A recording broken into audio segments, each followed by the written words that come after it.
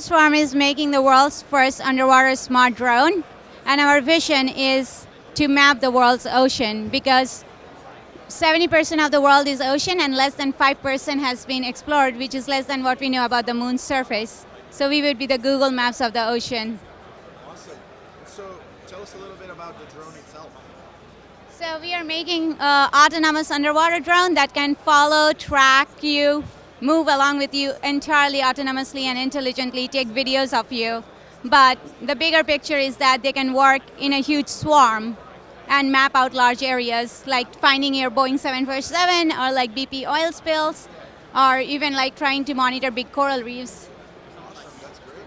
So what's kind of like the range and like a little bit of details on the drone itself and the design? So yeah, I can't give a lot of details on the sensor specifically, but it has like videos.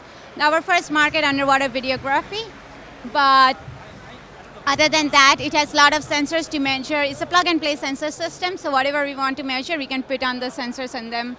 And they have like a 2 hours battery life, but it's battery swappable even underwater. And what's the depth? Consumer version can go about 150 meters deep. Yeah. So tell us a little bit about the challenges to get your startup up and running and get your product to market. Well, right now I'm a PhD student at MIT. So it's always a struggle, of course, doing a startup, but it took a lot of traction. So challenges are there. Hardwares are not easy, like especially underwater is very, very hard. That's why more people go into space than into the oceans, right? So we are still working on different kind of hardware challenges. Those are the bigger ones. And I think once we overcome them, the market is a lot more obvious for us.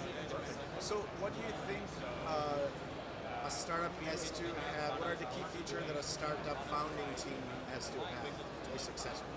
Passion, really, really believe in what they're doing, perseverance, you can't give up, you gotta push, push, push. And third is basically a lot of hard work. The team has to be well bonded and trust each other. If you don't trust the team, like if they're not core well bonded, I think that's one of the key things every team needs to have.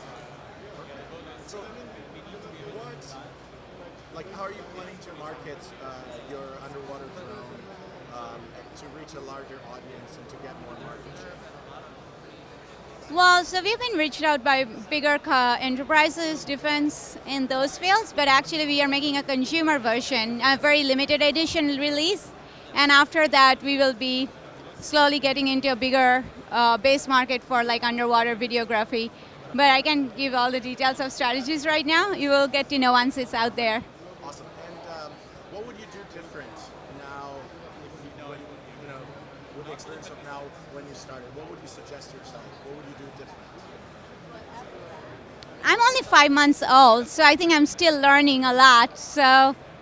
But I think one of the things it would be nice is to get more data on people from people at an earlier stage.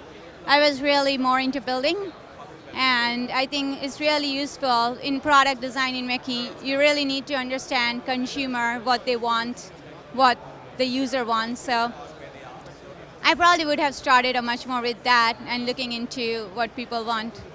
I don't know. I mean, I think there's a lot of things I could fix and learn. So what is going to be the cost for the consumer version? $1,500 around ballpark.